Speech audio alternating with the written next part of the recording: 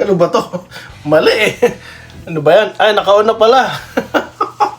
Okay guys, ayun na po yung topic natin. Alright, so bibilisan ko na lang. And of course, mga pa-shoutout. Pero may announcement muna ako. Ano yung announcement natin dyan? Ayun na po. Ang Doy TV Sports ay may TikTok na. Don't worry, hindi po ako sasayaw dyan. Okay, mag-i-invite lang po ako sa inyo na baka po pwede mag-follow po kayo kung meron kayong TikTok. Alright, so successful po tayo so far sa Facebook. Salamat po. Ilang weeks lang yan ha. 3K na. So titignan ko naman po eksperimento sa TikTok. Okay? Para pumabot natin ng ilang PBA fans, basketball fans sa TikTok. Okay? So eksperimento ko lang. Ilan tayo dito? Susubukan ko kung gaano kalakas talaga Doy TV. Kasi almost 20K na tayo sa YouTube, 3K naman sa Facebook, TikTok naman tayo. Mga kabarangay natin dyan. Okay?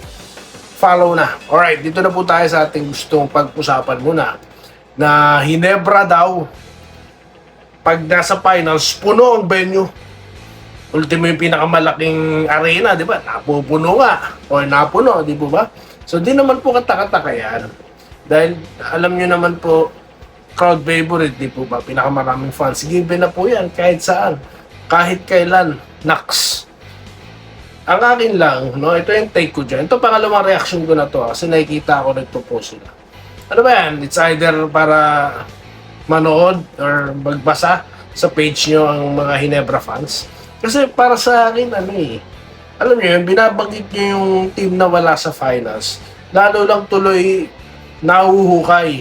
Bakit nga kasi hindi pumasok?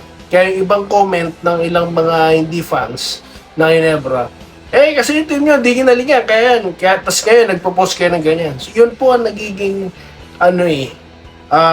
tawag dito, epekto ng pagpo-post nyo ng mga ganyan Kasi given na po talaga na maraming manonood pagka Ginebra, hindi na po natin kailangan i-emphasize yan. Lalo na sa ongoing finals, no? Ewan ko lang, I'm not that favor, no?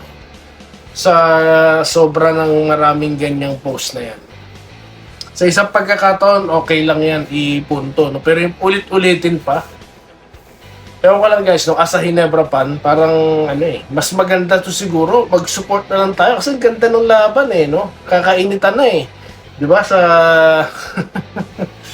sa game 3. Ayan po ang pag-uusapan natin ngayon. Paano tinalo ng San Miguel itong TNT? So katulad nga po ng prediction ko sa inyo, no? Okay, hindi ko alam kung sino talaga mananalo, di ba sinabi ko sa inyo, pero alam ko may magic bunot yan. Kasi nga, ito po yung oras na magbabalasahan yung mga players no?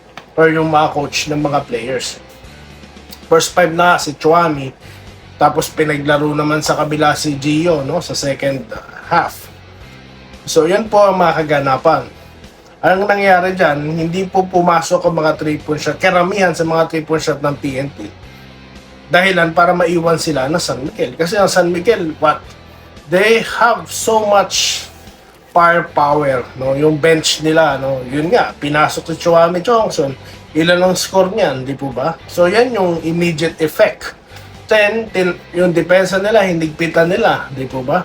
Bagamat ang TNT nakabalik yung second half, pero hindi nila na-sustain. Okay? Kasi nga, yung 3-point po, malaking pang-push yun Tsaka ang San Miguel talaga, so many scorers, no?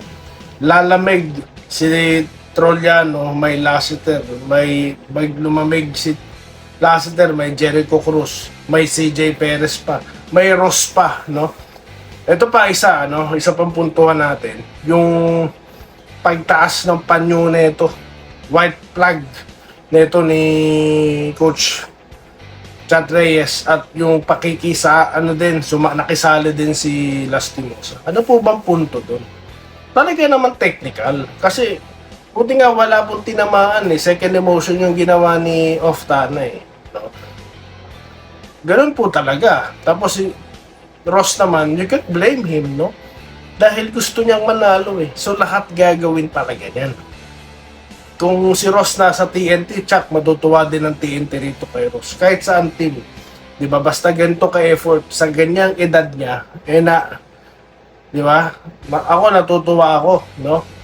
Dahil ganyan po dapat ang attitude ng bawat player, di po ba?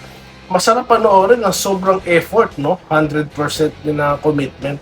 So yan po yung Chris Ross ng San Miguel. Kaya nanalo sila dito, no? So get well soon dito kay Brondial, no? Ayaw po nating may nasasaktan ng mga players. At ganoon din kay RR Pogoy, no? Sana makabalik na rin yan para kailangan nila ng more firepower dahil ang momentum is shifted to San Miguel na. So, okay? So yan po ang ating sariling analyzation, okay? So hindi po tayo dito nag-anyhow prediction, no? Pinag-uusapan po natin ang strength and weaknesses ng bawat team, okay? So shoutout na po tayo, guys. Shoutout na po tayo, ha? Salamat nga po pala sa patuloy na sumusuporta. Siya nga po pala, special shoutout po kay Sir Tronson dahil po siya po pala yung nagpo-post ng ganito sa ating page, no? Siya po ang isa sa mga dahilan kung bakit lumalakas po ang page natin. Salamat po, sir, ha? Sinashare niyo po yung channel natin. Salamat po. Shoutout na po tayo, ha? Kay Ma'am Minerva Jaba, okay? Masaya sa pagbabalik ni Justin Brownlee. Wenceslao Hapon, nag-good luck daw po. Si Ma'am Mary Ann Ticangco, ayan, welcome back daw po. Ganun din kay Robert Cayabyab, Ryan Collis, no, nagpapa-shoutout. Joseph Pineda, shoutout po. Romulo Macaraeg, watching from Tondo. Ayan, may taga-Tondo pala tayo dito. Boss sa wakas, Game 2, SMB. Okay, sabi ni JHJ, no? Shoutout. Vincent Nawa, welcome back daw po. Flight 32. Ronel Ningilaw or Angilaw. Ronel, shoutout po sa'yo. Okay, Robert Quijano, nag-good PM. Lodwaldo Prasdilla, nag-good afternoon. Okay. Bakbakan ang mga basher na walang may balita na tama, puro paninira sa ibang mga player. Pag-usapan natin na to. Pag-usapan natin yan sa next content. Si Sir Andresito Lantason, rest back yan mamaya kabayan. Sana bigyan ni CTC ng time si Avis para may pakita ang talento niya. Sigurado na po yan sa next season. Marami na pong time para maganda nga po yung ginawa ng PBA ngayon na-ban muna yung mga players na mayroon naman palang live contract. So, dapat talaga hindi nila ina-allow na magpa-drop sila kasi nga ang tendency kailangan na sila ng team, hindi naman sila magamit dahil naglalaro pa. Tsaka na lang magpa-drop kung free na sila para yung commitment nandoon, di po ba? Ganun naman dati di ba? Kaya nagtataka ako, na-drop na yung Gio2 tapos wala, hindi naglalaro. Makikita mo na sa ibang liga. Di po ba? So, tama lang yung ginawa dyan ng PBA board, no? Ducat, decided this game 2, sino man nanalo, yun ang magcha-champion. Sana daw TNT. Natalo po, no? Gillian Katukod, mukhang baliktad na yata. Hindi na po, no? Tabla na. Macali Antonio, SMB siya. TNT pa rin daw, super strong ng play hardworking. Okay, Carol Samson, Bawi, SMB. Sir Archie Makirang, okay. Ano po to? Huwag po kayo maniwala dyan, sir. Mga chismis na mga pagbabalita, no? Nagbilang na naman sisi, wala pang itlog. Itong si Henry, kala ko si Henry Galinato. Ay nako, not worth my time to reply sa'yo, Brad. Lakingan Sander, go go go SMB. TNT, pinauna lang kayo. Sabi niya, okay. So, yun po, marami rito ang nagko-comment. O hindi, mag-isa lang siya. Di naman pinanood yung buong content no? Comment ng comment. Nako. Dami pong ganyan ng mga nasa social media. Pati yung comment nila sa akin, yung about sa venue, hindi rin naman nila pinanood. Konti lang naman sila, no? Anyway, wala tayong magagawa. Ganyan talaga sa social media.